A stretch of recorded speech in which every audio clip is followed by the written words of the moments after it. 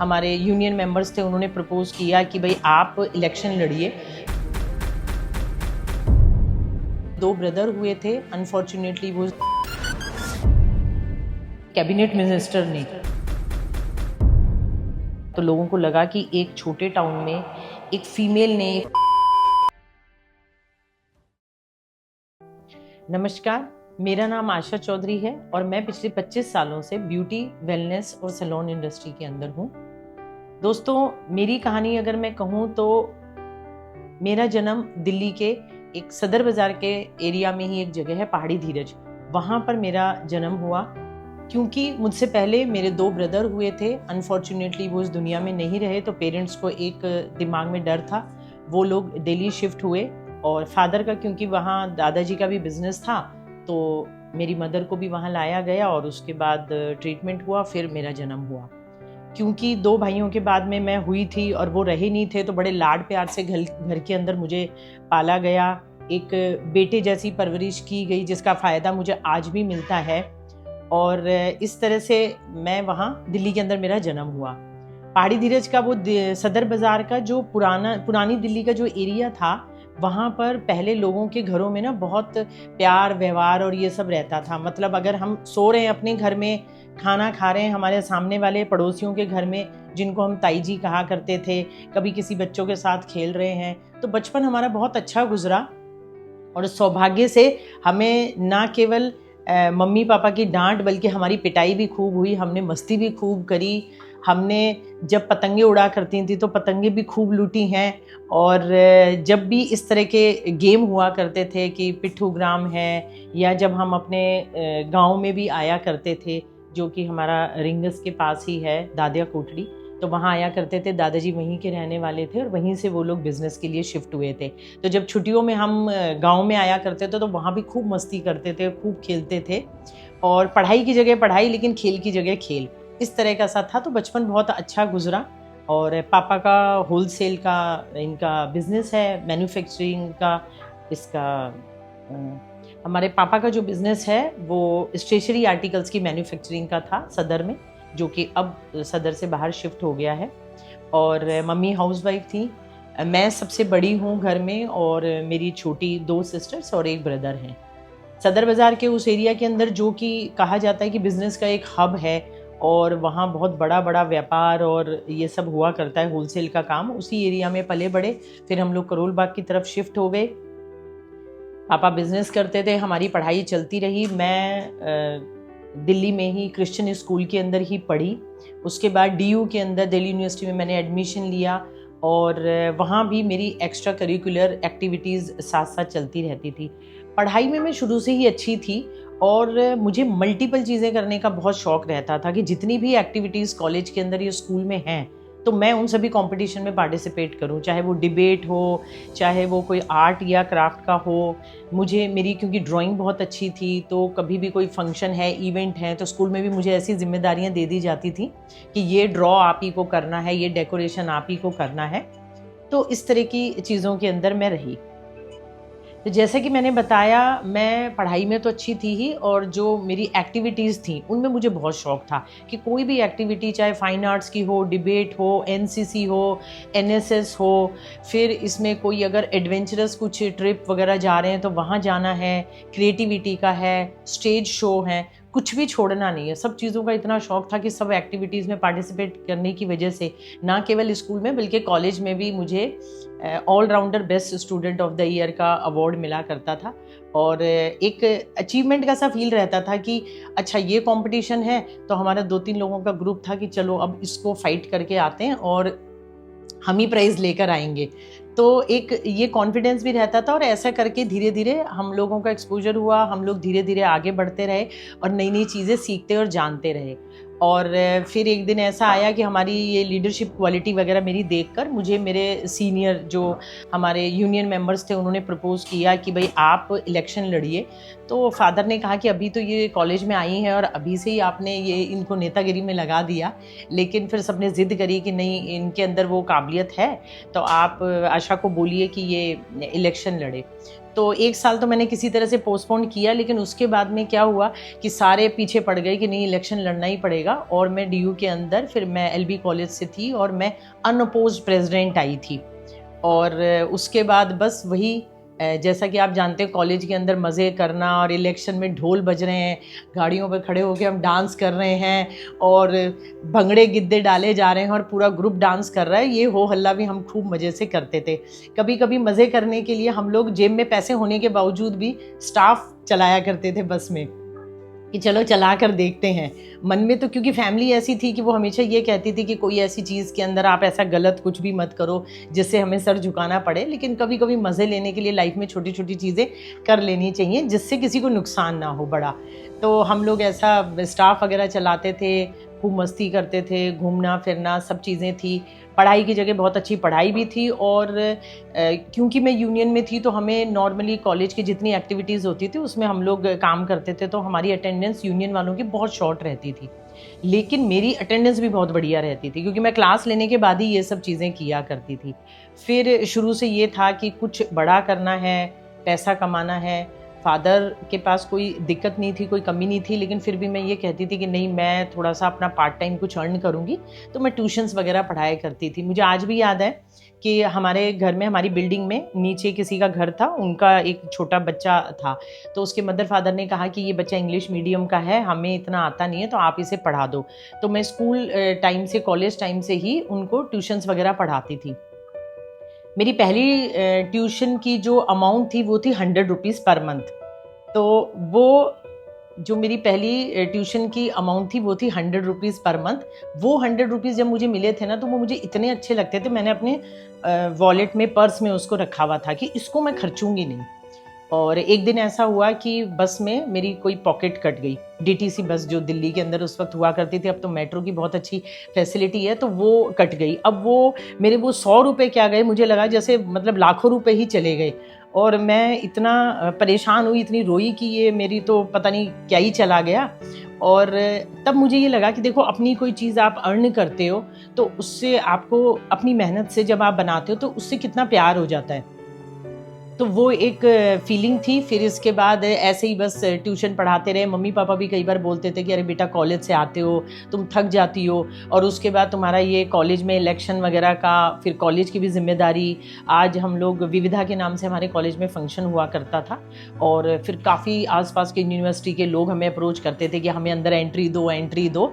तो वो भी एक अच्छा लाइफ का टाइम गुजरा कि जब हम बड़े बड़े सेलिब्रिटीज़ को या बड़े डेलीगेट्स को बुलाया करते थे, और कॉलेज के अंदर यूनियन की तरफ से ये सारा स्टेज संभालो, स्टेज पे चीज़ें डेमो करो, गेस्ट आ रहे हैं उनको वेलकम करो, इवेंट को ऑर्गेनाइज करो, क्राउड को ऑर्गेनाइज करो। तो ये सभी चीज़ें जिस उम्र में अक्सर लोग नहीं सीखते, उसी उम्र में, क्योंकि मैं यूनियन में थी, तो ये लीडरशिप क्वालिटी की वजह से ये सब चीज़ें हमने कर ली, जिसका मुझे आज भी बेनिफिट मिलता है। चाहे वो BNI हो, चाहे वो लॉयंस क्लब हो, कहीं भी कोई इवेंट हो, टूर ऑर्गेनाइज करना हो, इवेंट ऑर्गेनाइज करना हो, तो हम लोग फटाफट कर देते, कोई प्रॉब्लम नहीं होती।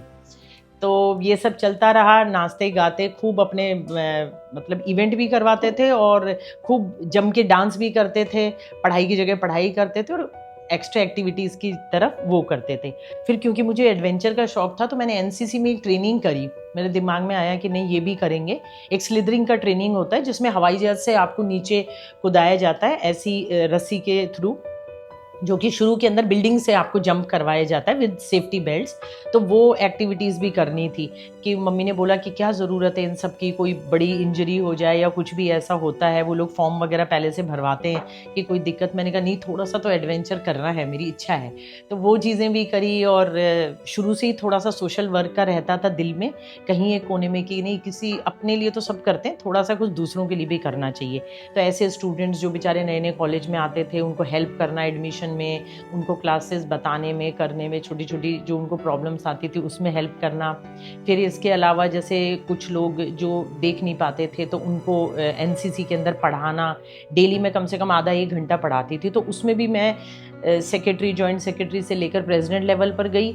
मैं NCC में भी अच्छे लेवल पर गई, और इस तरह से उसमें हमने कभी देहरादून, कभी कहीं अलग अलग जगह पर जाकर NCC में भी काफ़ी अच्छे इवेंट्स और इस तरह की एक्टिविटीज़ करी। तो बड़ा मज़े के साथ ये लाइफ मेरी कॉलेज की चलती रही। अब कॉलेज की लाइफ की बात ही वही जो दिमाग में था कि नहीं कुछ बड़ा करना है, कुछ ऐसा करना है जिसमें अपने लिए तो सभी करते हैं, लेकिन पहले खुद को स्टैब्लिश करना है, फिर मेरी एक टीम को स्टैब्लिश करना है, ना केवल घर परिवार या ख़ानदान में भी जिनको ज़रूरत है उनके लिए कुछ करना है, और फिर उसके बाद में सोसाइटी के लिए कुछ करना है। इस पूरी सीरीज़ में ये तो पता था कि आप सोसाइटी के लिए अगर कुछ करने जा रहे हो तो पहले आपको स्ट्रांगली बहुत अच्छे से स्टेबल होना पड़ेगा। आपके पास एक इतने फाइनेंशियल फंड्स होने चाहिए कि ठीक है कि मेरे पास एक अच्छा स्टेबल इनकम हो गया और अब उसके बाद मैं सोसाइटी के लिए सोच सकती हूँ। आपका खुद का सब कुछ डिस्टर्ब है और फिर आप सोसाइटी के लिए सोचो, वो प्रैक्टिकली पॉसिबल नहीं है, वो सिर्फ किताबी बातें होती हैं। तो पहले जब मुझे लगा कि मुझे इस्टेब्लिश होना है तो मेरे जो मेंटोर्स ने मुझे सिखाया, ये जो मेरी शुरू से माइंडसेट रहा कि पहले हम खुद पे इन्वेस्ट करें। नॉर्मली हम लोग खुद में इन्वेस्ट नहीं करते कि ठीक है यहाँ से देख लिया, वहाँ से सीख लिया और बस वो कर लेगा, ये कर लेगा। पहले हमें खुद सीखना पड़ेगा, चीज़ों को जानना पड़ेगा, एक्सपर्टीज़ लेनी पड़ेंगी, एजुकेशन लेनी पड़ेंगी। वो हमारा खर्चा नहीं है, वो हमारी इन्वेस्टमेंट ही है जो हम अपने अंदर कर रहे हैं। जब हम अपने अंदर ही इन्वेस्टमेंट नहीं करेंगे तो फिर हम दूसरों की लाइफ के अंदर या अपने टीम या स्टाफ मेंबर्स की तो लाइफ में क्या ही कुछ ऐड कर देंगे। तो पहले तो वो वैल्यू एडिशन हमारे अंदर आए तो कोई करे, तो उसके लिए हमें कुछ क्लासेस हैं, सेशंस हैं, एक्सपीरियंस हैं समाज के अलग अलग तरह के, वो लिए। और फिर उसके बाद हम लोग अपनी टीम के लिए कर सके तो वो मैंने एजुकेशन ली, ना केवल शादी से पहले बल्कि शादी के बाद भी।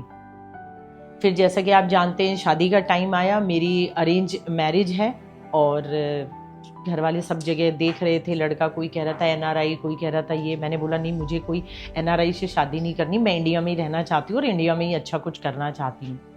तो हमारे फादर और फादर इन लॉ के जो एक कॉमन फ्रेंड हैं, डॉक्टर अंकल बोला करते हैं हम उनको, तो उन्होंने हमारा रिश्ता बताया। मतलब वो हमें भी, मुझे भी जानते थे क्योंकि हम लोग छुट्टियों में गांव जाया करते थे और इधर रिंगस के ही मेरे इन लॉज हैं।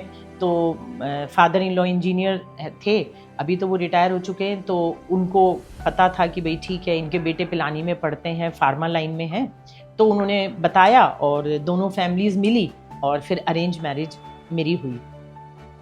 क्योंकि मैं घर की बड़ी बेटी थी तो गांव में हमारा नया नया घर बना था, तो ये था कि भाई शादी यहीं से ही करेंगे। तो हमने दिल्ली से आके यहाँ रिंगस में ही मेरी शादी हुई और उसके बाद 2000 में मेरी शादी हुई। वो कहते हैं ना सदी चेंज होती है तो कोई बड़ा फैसला होता है, तो मेरी लाइफ का बड़ा फैसला भी 2000 में जब सदी चेंज हुई तो 2000 में मेरी शादी हुई, वो हो गया। तो 18 नवंबर 2000 को मेरी शादी हुई। फिर इसके बाद में मैंने ये सोचा कि ठीक है, अब शादी के बाद हम सीकर शिफ्ट हो गए। अब सीकर शिफ्ट हुए तो मुझे लगा कि जो भी सब मैंने दिल्ली में सीखा, समझा, जाना, इंटीरियर मेरा शौक़ था, ज्वेलरी डिज़ाइनिंग मैंने वहाँ सीखी थी करोल बाग में, और फिर फाइन आर्ट्स का और ये सब, अब इतनी नेतागिरी और ये सब करके जब आए थे तो ये लगा कि ये घर में बैठ के क्या करेंगे। क्योंकि हस्बैंड और मेरी जो सिस्टर इन लॉ वगैरह हैं, कोई पढ़ने, कोई अपने जॉब पर, सब चले जाते थे। मुझे लगता था कि एक मैं ही ऐसी हूँ जो मतलब घर में बैठी हुई हूँ, कोई काम ही नहीं है। शुरू में नई नई बहू से कोई ज़्यादा कुछ काम की कोई ऐसी उम्मीद भी नहीं रहती और ना इतना काम था कि हमें पूरे दिन लगना पड़े। मैंने सोचा ऐसे तो काम चलेगा नहीं, क्योंकि शादी से पहले भी मैंने छोटा मोटा अपनी सिस्टर के साथ एक बिज़नेस शुरू कर दिया था, अनन्या आर्ट अकेडमी, जिसमें हम लोग लोगों को हैंडमेड स्केचेस बनाने सिखाते थे और आर्ट एंड क्राफ्ट की चीज़ें सिखाते थे। और हमारे पास वीआईपीज़ के ऑर्डर आया करते थे कि वो लोग बोलते थे कि हमारा हैंडमेड स्केच बनाइए, तो वो हम एज इट इज़ ना केवल बनाते थे, सिखाते भी थे। तो उस लेवल पर आर्ट थी। फिर मुझे लगा कि अचानक से शादी के बाद जब सीकर आई तो मुझे लगा कि यहाँ ना इंटीरियर का भी कोई स्कोप है आज से 25 साल पहले, और ना यहाँ कोई ज्वेलरी डिज़ाइनिंग, फाइन आर्ट्स का ऐसा कुछ है। जो हम लोग पेंटिंग्स वगैरह बनाया करते थे तो वो काफ़ी एक्सपेंसिव और बड़े लेवल की होती थी, उसमें बहुत फाइन काम हुआ करता था। तो ऐसी पेंटिंग्स वहाँ तो हज़ारों लाखों में बिकती थी। अब यहाँ तो उस तरह का स्कोप था नहीं, तो क्या किया जाए। मतलब ये एक तरह से अर्बन रूरल जैसा आप एरिया कह सकते हैं, उस तरह से था। अब तो सीकर बहुत एजुकेशन हब बन गया है और काफ़ी डेवलप हो गया है, लेकिन 25 साल पहले ऐसा था कि मैं गाड़ी भी चलाती थी तो लोग देखा करते थे कि अच्छा कोई फीमेल गाड़ी चला रही है। तो मुझे मेरे इन लॉज की तरफ से ऑफ़र आया कि अगर आप चाहो तो बेटा आप जयपुर शिफ्ट हो सकते हो, या आप कहो तो, मतलब उनको ऐसा लगता था कि मैं दिल्ली से आई हूँ तो उनको ऐसा लगता था कि कहीं मुझे ये तो फील नहीं हो रहा कि मैं कहाँ गांव में आ गई। लेकिन मैंने उनको कहा कि नहीं, देश की राजधानी में तो रहकर आ गए अब एक बार छोटे टाउन की लाइफ भी जी कर देखते हैं कि यहाँ कैसे क्या होता है, क्योंकि मुझे शुरू से ही बिज़नेस करना तो अच्छा लगता ही है। ऐसी फैमिली से भी थी, बिज़नेस बैकग्राउंड से भी थी। फादर जब अपने फ्रेंड्स के साथ बैठा करते थे तो मैं उनकी बातें सुनना ज़्यादा पसंद करती थी। फीमेल्स में मैं थोड़ा-सा कम बैठा करती थी, क्योंकि कभी-कभी अगर वहाँ कुछ नेगेटिव बातें होती थी तो वो मुझे अच्छी भी नहीं लगती थी, और मेरी मदर कहती थी कि बेटा आप ऐसी बातें वो करो जो ऐसे औरतें कर रही हैं, आप जाओ और अपनी पढ़ाई करो और खेलो। तो हम बस खेलने चले जाते थे और अपनी पढ़ाई में मस्त रहते थे। तो कभी नेगेटिव चीज़ें, नेगेटिव माहौल से दूर रहे, और एक हिम्मत, जैसे कहते हैं ना, एक मदर एक हिम्मत देती हैं और नेगेटिव चीज़ों से बच्चों को दूर रखती हैं। वो मेरी मदर का बहुत बड़ा मतलब रोल है इसके अंदर, लाइफ के अंदर। मैं आज भी उनको इस चीज़ के लिए धन्यवाद देती हूँ। काफ़ी चीज़ों के लिए देती हूँ, लेकिन विशेष रूप से नॉर्मली महिलाओं में इस तरह की चीज़ें आ जाया करती हैं, तो वो मैं समझती हूँ कि पेरेंट्स की ही मतलब वो होता है कि कैसे वो अपने बच्चे को अपब्रिंगिंग करते हैं। तो वो मेरी काफ़ी अच्छी पेरेंट्स ने परवरिश करी, उसका मुझे आज भी फ़ायदा मिलता है, और आज वो चीज़ मैं भी मेरे बच्चों को डिलीवर कर पा रही हूँ। तो ऐसा करते करते ठीक है, सीकर में काम की बात आई तो ये हुआ कि अब क्या करें। ठीक है, किसी तरह से 2-4-6 महीने तो निकाले, फिर सोचा कुछ तो करना ही है, चलो अपनी आर्ट को किसी बुटीक में या कोई डिज़ाइनर ड्रेसेस में, ऐसे किसी चीज़ में करते हैं। मैंने देखना शुरू करा, सर्च करना शुरू किया। फिर एक दिन मैं सैलून के अंदर कोई सर्विसेज करवाने गई अपनी, लेकिन वहाँ का एनवायरनमेंट, वहाँ का जिस तरह से मुझे वहाँ डील किया गया, जिस तरह से बात की गई, तो मुझे बड़ा ख़राब लगा कि अपने क्लाइंट के साथ किसी को भी ऐसा हक नहीं है कि कोई इस तरह से मिसबिहेव करे या बात करे। और मतलब आप सर्विस लेने गए हो और वहाँ आपको इस तरह से बोला जाए, यही यहाँ का सब बेस्ट सैलून है और कुछ नहीं है, हम किसी सर्विस के लिए पूछ रहे हैं तो बताया नहीं जा रहा है। तो मुझे लगा कि ये चीज़ तो ठीक नहीं है, तो मैंने वहाँ से सर्विस नहीं ली, और मेरे दिमाग में पता नहीं क्यों एक वो, जैसे कहते हैं ना, किसी को किक मिलता है, तो मैं तो इंतज़ार में ही बैठी थी कि क्या करना है, क्या करना है। अब अचानक से किक मिला कि अच्छा ये इस तरह से बोल रहे हैं, अभी हम बताते हैं इनको कि ये काम कैसे करते हैं। तो वो एक वो होता है ना, वो एक चैलेंज और एक किक, और एक आप उसको ऐसे ले लेते हो कि ठीक है इन्होंने ऐसा बोला है ना, अब इनको हम बताते हैं बिज़नेस कैसे करते हैं। तो ये एक दिमाग में आया, और फिर मैंने, मेरी सिस्टर इन लॉ मेरे साथ थी, तो मैंने उनसे कहा कि चलो हमें सर्विस नहीं लेनी। मैं तुरंत गई, मैंने वहाँ पर कोई बैठे हुए थे, उनसे पूछा कि इस बिल्डिंग के बिल्डर कौन है, और उन्होंने बोला हाँ बताइए मैं ही हूँ। तो उसके बाद में मैंने क्या किया कि ठीक है आप मुझे यहाँ शॉप दिखाइए कि किस चीज़ के लिए आपको शॉप चाहिए। मैंने कहा वो बाद में सोचेंगे, पहले आप मुझे शॉप दिखाओ कि यहाँ आपकी बिल्डिंग में कौन सी शॉप खाली है। तो उन्होंने मुझे दिखाई, तो मैंने कहा नहीं ये तो बहुत छोटी है, थोड़ी सी तो बड़ी होनी चाहिए। क्योंकि उस वक्त सीकर में जिस तरह के सैलून थे, मैं जहाँ से आई थी दिल्ली से, वहाँ के किसी भी पॉश कॉलोनी के अंदर जो एक नॉर्मल बार्बर शॉप भी है ना, वो हमारे सीकर के सैलून से बेहतर होती थी, क्योंकि दिल्ली और सीकर को आप कंपेयर नहीं कर सकते। और मैं जिस सैलून में जाती थी वो काफ़ी अच्छे लेवल का था, तो मुझे लगा कि इन लोगों को अभी सैलून के बारे में पूरा पता भी नहीं है, और इतना प्राउड और इतना चीज़, मेरा मानना था या मुझे जो मेरे पेरेंट्स ने सिखाया था कि आप कितने ही लाइफ में बड़े बन जाएं, कितने ही पैसे वाले बन जाएं, लेकिन हमेशा डाउन टू अर्थ रहना चाहिए। वो कहते हैं ना कि मेरा मानना भी है, और उन्होंने भी मुझे यही सिखाया कि पैसा आपकी जेब में होना चाहिए, दिमाग में नहीं होना चाहिए। तो यही चीज़ मेरी ये थी कि अभी तो इन्होंने कुछ ऐसा बड़ा किया ही नहीं, तो ही ये हालत है, तो क्लाइंट्स का क्या होता होगा, बेचारे क्लाइंट्स के पास तो कोई ऑप्शन ही नहीं है। तो चलो फिर हम ना ऐसा करते हैं, क्रिएटिविटी को मेकअप के अंदर लेकर आते हैं, ब्यूटी में लेकर आते हैं। क्योंकि मेरी एजुकेशन स्ट्रॉन्ग थी, तो मैंने कहा कि ठीक है हम ये चीज़ यहाँ पर नए सिरे से सैलून शुरू करते हैं। नॉर्मली सैलून के अंदर पर्सनली मैं इस तरह की चीज़ों में बहुत कम, मतलब जैसे कहते हैं ना कॉलेज के अंदर बस जीन्स पहनी, शर्ट पहनी और भाग गई, बस फटाफट से, इस तरह का सा ही मेरा रहन सहन या पहनावा रहता था। बहुत ज़्यादा कुछ ऐसी चीज़ें मैं नॉर्मली कभी नहीं करती थी कि बड़े नेल्स या बड़े बड़े कोई झुमके या ऐसे कुछ पहनूं, जो मैं दूसरों को देखकर बड़ा खुश होती थी कि तुम पर बड़ा सूट करता है, लेकिन खुद पहनने की पता नहीं क्यों कभी ऐसा रहा ही नहीं कि पहना हो। तो फिर उसके बाद एकदम से ऐसी लाइन में आ गई जो ब्यूटी है, ग्लैमर है, जिसमें आपने लोगों को सजेस्ट और करना है कि कैसा क्या है। तो मैंने कहा चलो ठीक है, जब आए हैं तो क्रिएटिविटी, ब्लेंडिंग, कलर्स और फैशन, टोन्स और इन सब चीज़ों में तो हम लोग एज अ आर्टिस्ट प्ले करते ही थे, तो क्यों ना इसको हम स्केचेस बनाते हैं। तो ये तो मेकअप तो उसके आगे बहुत ही, मतलब कह सकते हैं कि ईजी टास्क था हमारे लिए। वो सब शुरू किया। मेकअप की बड़ी बड़ी ट्रेनिंग्स के लिए फिर मैं गई सीधा ही दिल्ली के अंदर अच्छे लेवल पर, और जो बड़ी इंडस्ट्री में बड़े शोज़ और फिल्मी इंडस्ट्री में भी जो लोग काम करते थे, तो उस तरह के लोगों के साथ मैंने एजुकेशन ली और अच्छे लेवल पर मुझे लगा कि करना चाहिए। तो सीकर का ऐसा पहला सैलून जो कि हमने ना केवल परचेज़ किया बल्कि उसका पूरा इंटीरियर करवाया और फिर शुरू किया। हमारा ये सैलून पहला ऐसा सैलून था जिसके अंदर एक कैबिनेट मिनिस्टर ने, उस वक्त जो महरिया जी, सुभाष जी महरिया कैबिनेट मिनिस्टर थे, तो उन्होंने इनॉग्रेशन किया। तो लोगों को लगा कि एक छोटे टाउन में एक फ़ीमेल ने एक सैलून किया है, उसके अंदर मेरे हस्बैंड और उनकी सोशलाइजिंग जो सबकी बहुत अच्छी थी, तो एक फ़ीमेल ने सैलून किया है और कैबिनेट मिनिस्टर रिबन काटने आए हैं और इतना क्राउड एक सैलून के उस पर, तो इसका मतलब कोई अच्छे लोग हैं जिन्होंने कुछ अच्छे लेवल पे किया है। वरना नॉर्मली लोगों की सोच ये थी कि जो लोग थोड़े कम एजुकेटेड होते हैं, गरीब होते हैं, जिनके पास कुछ और नहीं होता, जिन लड़कियों में टैलेंट, तो वो सोचती हैं कि चलो छोटा सा ब्यूटी पार्लर ही खोल लें, इस तरह की मानसिकता थी। तो मुझे लगा कि नहीं, ये मानसिकता तो तोड़नी पड़ेगी, क्योंकि ब्यूटी सैलून में मैंने तो दिल्ली में मतलब बड़ी बड़ी जगहों पर, बॉम्बे में, सब जगह देखा था कि लोग करोड़ों रुपया लगा के बहुत बड़े लेवल पे बहुत हाईली एजुकेटेड टैलेंटेड गर्ल्स भी, फीमेल्स भी, मेल भी इस लाइन में हैं और अच्छा कर रहे हैं।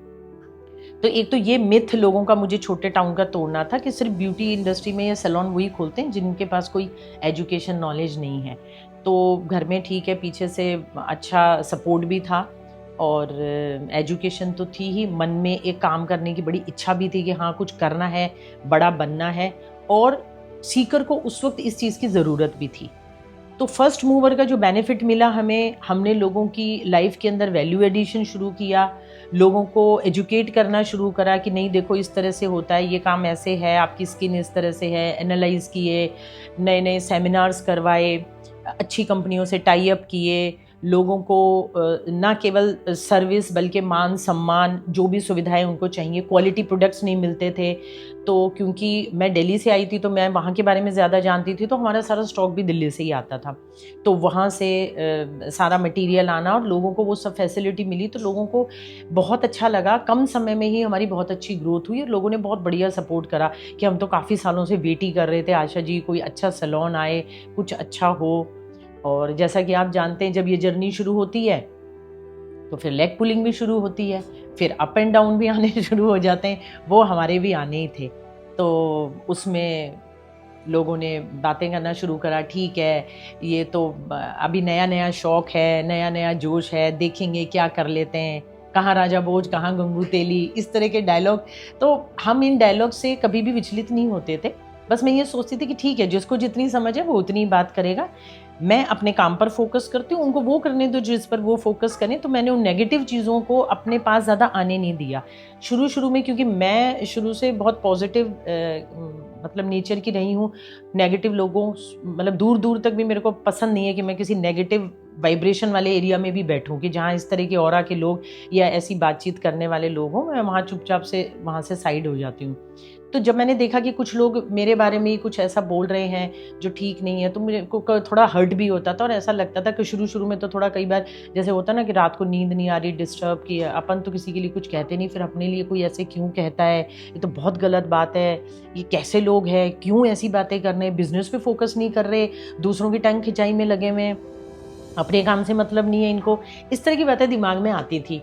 तो फिर मैंने सोचा कि नहीं, ऐसे तो काम चलेगा नहीं, अपन अपने काम पे फोकस करते हैं, उनको उनका काम करने दो। तो हुआ ये कि जितना वो हमारे बारे में नेगेटिव बोलते गए, हम उतना ही क्लाइंट पे फोकस करके एक एक सीढ़ी आगे बढ़ते रहे। एक हमने छोटी सी शॉप से शुरुआत करी थी, 8x12 की 2 शॉप थी। तो ये इतने से एरिया से हमने 2 शटर की शॉप से आशाज़ फ्रेश लुक की शुरुआत करी।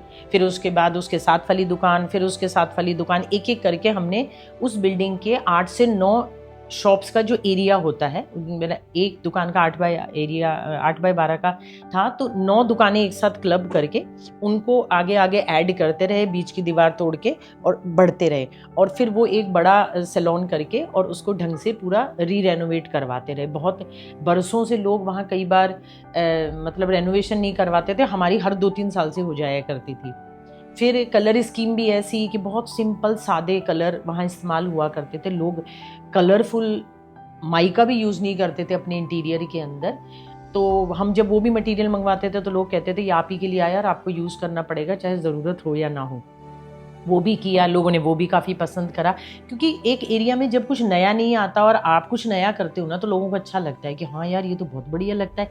लेकिन सबसे बड़ी बात है कि उसका इनिशिएट कौन ले पहली बार। सबसे बड़ी बात ये होती है कि वो रिस्क कौन ले, कि कल को अगर वो चीज़ अच्छी नहीं लगी या खराब लगी, तो मुझे नए-नए ऐसे रिस्क लेना या नई-नई ऐसी चीज़ें इनोवेशंस करना पसंद है।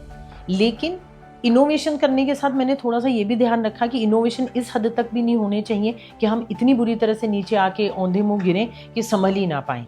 इतने बड़े लेवल के रिस्क भी ना लिए जाएँ। माना जितना बड़ा रिस्क है उतना ही बड़ा गेन है, लेकिन कभी-कभी ये रिस्क हमें पीछे मतलब 10 साल 20 साल पीछे भी ले जाता है। ये भी एक प्रॉब्लम होता है। तो इस तरह के नए-नए एक्सपेरिमेंट्स, इनोवेशंस, जितनी भी नई चीज़ें हमारी ब्यूटी लाइन में आई हैं वो करना। हमारे फीमेल सैलून्स ही हैं हमारे, और फीमेल सैलून में ही स्पा की फैसिलिटी भी देना, ताकि जो फीमेल्स प्रोफेशनल हैं, जो बहुत स्ट्रेस्ड हैं, वो आएँ, अपने आप को कुछ वक्त दें, रिलैक्स हों और अच्छी क्वालिटी प्रोडक्ट्स के साथ अच्छी सर्विसेज हों। एक सबसे बड़ा जो एक दिमाग में लोगों के मिथ था कि अपने स्टाफ को कुछ नहीं सिखाना, जो कि मुझे वहाँ के लोग भी बोला करते थे, नहीं नहीं ज़्यादा सिखाओगे तो ये अपना सैलून खोल लेंगे, ये कर लेंगे। मैंने बोला वो तो जिसको खोलना है वो तो वैसे भी खोलेगा ही। आप किसी की तरक्की को रोक के अपनी तरक्की करना चाह रहे हो, पहली बात तो आप गलत ही यहाँ हो। पहली तो आपकी यही गलती है कि आप अपनी तरक्की कैसे कर रहे हो कि इसकी तरक्की ना हो जाए। वो कहते हैं ना, यूनिवर्स भी आपकी हेल्प करता है। आप जो देते हो यूनिवर्स को वो वापस मिलता है। आप किसी को दे क्या रहे हो? नेगेटिविटी। तो आपको तो पॉजिटिविटी की उम्मीद करनी ही नहीं चाहिए। और फिर भी अगर नेगेटिविटी देकर भी अगर आपको कहीं से पॉजिटिव मिल रही है, तो वो आपके कोई पूर्व जन्म या आपके कुछ पेरेंट्स का अच्छा किया होगा कि वो मिल रहा है, वो ज़्यादा दिन नहीं मिलने वाला। इसलिए कहते हैं ना, कर भली तो हो भली। जो आप देंगे वो आपको, वो कहते हैं गिवर्स गेन, जो आप देंगे वो आपको मिलेगा। तो आप अच्छा सोचे कि नहीं अच्छा करे और करे। तो मुझे इस बात की बड़ी खुशी है कि मेरे सबसे ज़्यादा स्टूडेंट्स मेरे ही ऐसे हैं जिन्होंने मैक्सिमम सैलून्स खोले हैं। आधे से ज़्यादा लोगों के, काफ़ियों की तो मैंने रिबन कटिंग करी है, उनके मैंने फ्री में नक्शे बनाए हैं, क्योंकि इंटीरियर वगैरह का मुझे शौक़ था।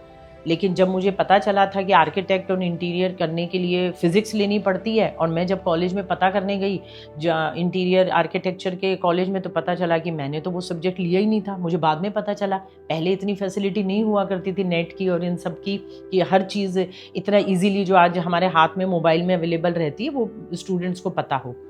तो ठीक है, अब ये शौक़ था, अब इस शौक़ को इसी तरह से करेंगे कि जब हम अपनी फ्रेंचाइजीज़ फ्यूचर में खोलेंगे, जब हमारे आउटलेट्स खुलेंगे, तो अपने इंटीरियर के शौक़ को वहाँ पूरा करेंगे, नए-नए तरह के आउटलेट्स में इंटीरियर करवाएँगे। तो ऐसा करके तो हमने वो सब चीज़ें करना शुरू किया। तो इस सिलसिले में मेरे स्टूडेंट्स ने काफ़ी सैलून्स खोले, मैंने उनको हेल्प भी करी। इस बात का वो आज भी वो मानते हैं, और उनको ठीक है, उनको फ्री में नक्शे बना कर देना, उनको गाइड करना, उनके कारपेंटर को बताना कि नहीं ऐसे करो, आप ये बनाओ, ऐसे नुकसान हो जाएगा। तो बड़ा अच्छा लगता था कि चलो किसी ने कुछ अच्छा किया है। फिर इसके साथ चलते चलते आगे ये हुआ कि जिस दिन खोला था तब से दिमाग में था, वो तो शादी से पहले भी दिमाग में था कि कुछ बड़ा करना है। तो ये था कि ठीक है, एक आउटलेट में रहकर तो बहुत कुछ बड़ा नहीं कर सकते। 4-5 लोगों से ज़्यादा को आप कितना एम्प्लॉयमेंट दे दोगे, कितना आगे बढ़ जाओगे।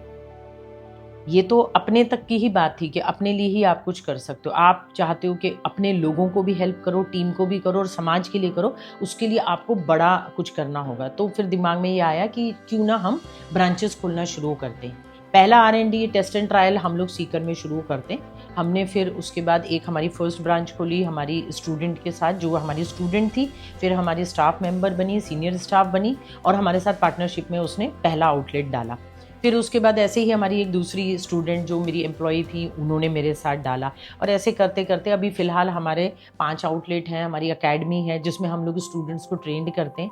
मुझे लगा कि ठीक है, अकेडमी से हम लोग ह्यूमन रिसोर्सेज भी वो कर पाएंगे, रेडी कर पाएंगे, काफ़ी लोगों को एजुकेट कर पाएंगे। जो आसपास के जो बच्चियां हैं, जो ग्रामीण क्षेत्र से लोग, उनको जाने नहीं देते बाहर दूर।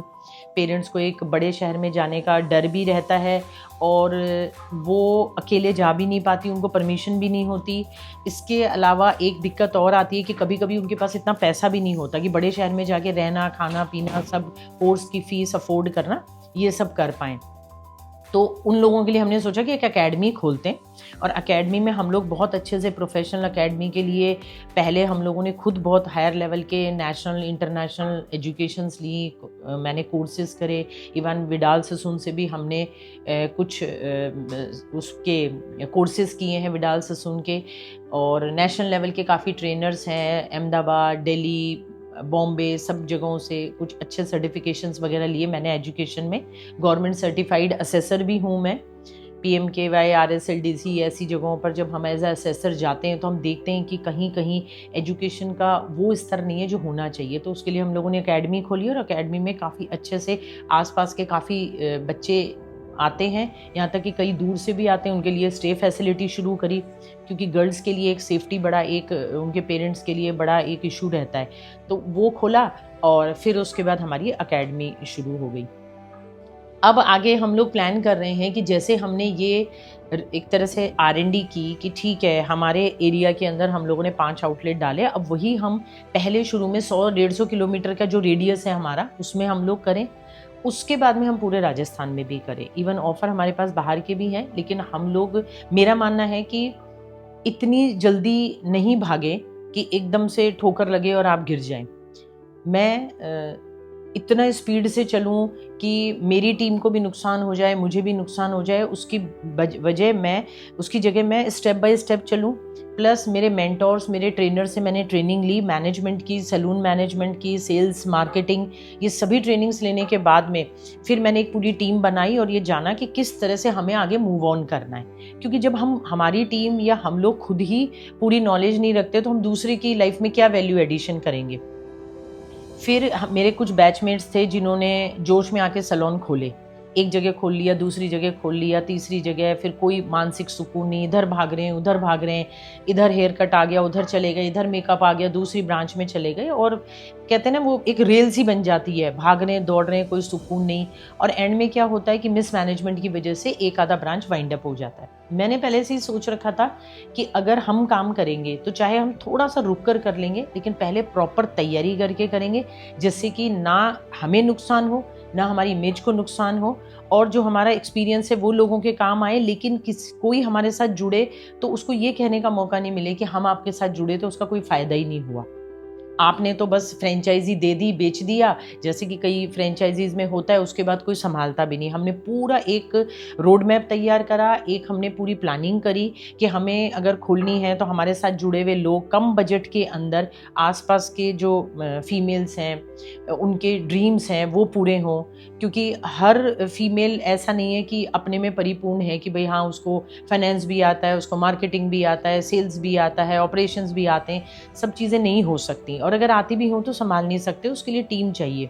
तो उतने बड़े फंड्स छोटे टाउन के अंदर जब छोटे छोटे सैलून हम लोग करते हैं ना तो बहुत दिक्कत आती है। तो मैंने सोचा कि वो पेन जो हमने झेला वो कम से कम आगे कोई और ना झेले, एक एरिया में बड़े लेवल पे हमारे साथ हाथ मिला के वो चलें, हम लोग उनको पूरा वो एजुकेशन देंगे, पूरी ट्रेनिंग देंगे, ना केवल फ्रेंचाइजी से पहले, फ्रेंचाइजी लेने के बाद भी उनको सपोर्ट करेंगे, कम रेट के अंदर फ्रेंचाइजी देंगे ताकि ज़्यादा से ज़्यादा लोग ले सकें, उनको पहले भी और बाद में भी लगातार एजुकेशन देंगे ताकि उस एजुकेशन से वो लोगों को अच्छे से सर्विसेज दे सके, बेनिफिट करें और अच्छा पैसा कमा सके। चाहे हमारे पास थोड़ा लेट आ जाएगा, तो हमारी ही पहली फ्रेंचाइजी ऐसी है जो हम लोग शुरू में कुछ महीने 0% रॉयल्टी, मतलब हम रॉयल्टी भी नहीं ले रहे हैं, वो रॉयल्टी भी हम सामने वाले फ्रेंचाइजी पार्टनर के अपग्रेडेशन या मार्केटिंग के अंदर ही लगा देते ताकि उसके यहाँ फुट स्टेप आए, वो अच्छा पैसा कमाए, उसको एक अच्छा फील आना चाहिए कि अच्छे लोगों के साथ मैंने हाथ मिलाया है। और जब अच्छे लोगों के साथ आप हाथ मिलाया ऐसा आता है तो वो 1 से 2, 2 से 4 अपने आप होते हैं कि आपने किसी और के लिए अच्छा सोचा तो वो वाइब्रेशन वहाँ जाती हैं और उसके बाद उसको भी लगता है कि ठीक है हाथ से हाथ मिलाया और 1 और 1 11 और 11 और 11 1111, वो कहते हैं ना कि वो सिलसिला फिर चलता ही जाता है। तो ऐसा ही सोच के हम लोग सोच रहे हैं कि हम लोग अपनी फ्रेंचाइजीज़ के इस मुहिम को आगे बढ़ाएं। जो फीमेल्स मेरे पास आती हैं कि देखो मैम हमारी शादी जल्दी हो गई थी, हम भी बहुत कुछ करना चाहते थे, नहीं कर पाए, या अब तो बच्चे बड़े हो गए हैं, पूरे दिन घर में रहते हैं, हम भी चाहते हैं कि अपनी एक आइडेंटिटी बनाएं। या कुछ लोग ऐसे आते हैं कि ठीक है मैम, हस्बैंड के साथ कंधे से कंधा मिला के हम साथ दे सकें फैमिली के अंदर, खर्चे इतने बढ़ गए हैं, उसको किस तरह से, मतलब अलग अलग तरह से कुछ लोग अपना खुद की एक पहचान और मुकाम बनाना चाहते हैं कि हमारा एक एरिया में नाम और काम हो। ऐसे बहुत से अलग अलग तरह के प्रोस्पेक्ट्स के लोग आते हैं। हम सभी की ये इच्छा है पूरी टीम की कि उन सब के साथ हम लोग मिलें, फिर आगे बढ़ें और फिर उनको आगे लेकर जाएं, जिससे कि वो ना केवल मानसिक रूप से बड़े सुकून के साथ काम कर सके, एक फैमिली का सा माहौल हो, एक वो कहते हैं ना कि एक फ़न और एक इन्जॉयमेंट का सा माहौल हो, हम सब साथ मिलें जुलें, एंटरटेन करें, पार्टीज़ करें, घूमें फिरें, अपनी फैमिलीज़ को भी संभालें, और फीमेल्स को मैं ये बता पाऊँ कि वर्क लाइफ बैलेंस कैसे बनाना है। सबसे बड़ा इशू एक ही आता है कि हम छोटे छोटे सैलून खोल लेते हैं या कोई बिज़नेस खोल लेते हैं या बड़ा भी खोल लेते हैं, तो कई बार हम लोग खुद इतने हज़ल पज़ल हो जाते हैं कि उसका नुकसान या तो हमारी हेल्थ के ऊपर आता है, या हमारा मानसिक सुकून चला जाता है, या हमारे खुद के फैमिली के साथ रिलेशन ख़राब हो जाते हैं, हमारे बच्चों के करियर के अंदर बहुत इशू आ जाते हैं कि उनका डेवलपमेंट और अपब्रिंगिंग एज अ मदर हम लोग नहीं कर पाते। तो इन सब चीज़ों को जब तक आप वर्क लाइफ बैलेंस नहीं बना पाएंगे, आप लाइफ को मैनेज नहीं करेंगे, आप खुद डिसिप्लिन नहीं होंगे, क्योंकि इतना सब करने के लिए जो एनर्जी चाहिए वो एनर्जी भी आपको रेगुलर चाहिए, और आपकी टीम को भी एनर्जाइज करना है डेली। ये एनर्जी के सोर्सेज आपके पास कुछ अच्छे फ्रेंड्स, अच्छे परिवार के लोग, अच्छे रिलेशंस, अच्छी जानकारियाँ, कुछ ऐसे कम्युनिटी बहुत बढ़िया, चाहे वो बिज़नेस वालों की हो या आपके फ्रेंड सर्कल की हो, जहाँ आप अपना दुख दर्द शेयर कर सकें, जहाँ आप अपना अचीवमेंट बताने में खुशी महसूस करें, तकलीफ़ में वो आपके साथ आएँ, ऐसा एक ग्रुप होना चाहिए। ये सब चीज़ें होंगी ना, तभी आप डेली रिचार्ज हो सकते हैं, वरना तो फिर चाहे आप कितने ही हाई लेवल की वो कहते हैं ना मशीनरी हो या एप्पल का मोबाइल भी हो ना, तो उसको भी तो चार्जिंग चाहिए ही, तभी वो अपना आउटपुट दे पाएगा। तो हर इंसान को जो चार्जिंग चाहिए वो उसकी फैमिली, फ्रेंड्स और ये सब दे पाते हैं। तो वो क्वालिटी फैमिली, वो क्वालिटी फ्रेंड्स तभी आएंगे जब आप पहले खुद को फिर उनको संभाल पाओगे। तो ये संभालने का काम तो वर्क लाइफ बैलेंस तो किसी फीमेल को करना ही पड़ेगा, जिससे कि वो खुशी खुशी ये काम कर सके। हम सब मिलकर केवल पैसा ही ना कमाएं, बल्कि मज़े भी करें, एक अच्छा जीवन भी जिएं, और अच्छी लाइफ जीते हुए कहते हैं ना कि हंसते खेलते बस ये जाए, लोगों के लिए भी कुछ करते जाएं, ऐसा एक मन में इच्छा है। और इसी इच्छा के साथ हम लोग सोच रहे हैं कि चलो आगे बढ़ते हैं, और बस ये कारवां चल रहा है। आई होप आगे ऊपर वाले ने चाहा तो जैसा कि हमारी प्लानिंग है अगले 1 से 2 सालों के अंदर ही, अभी हमारे 5 आउटलेट्स हैं, पहला हमारा टारगेट है 11 आउटलेट्स का, उसके बाद 21 का। इस तरह से ये सिलसिला हम अगले 2 से 4 सालों में पूरा करें, ऐसी मेरी इच्छा है, और देखते हैं आगे और क्या होता है।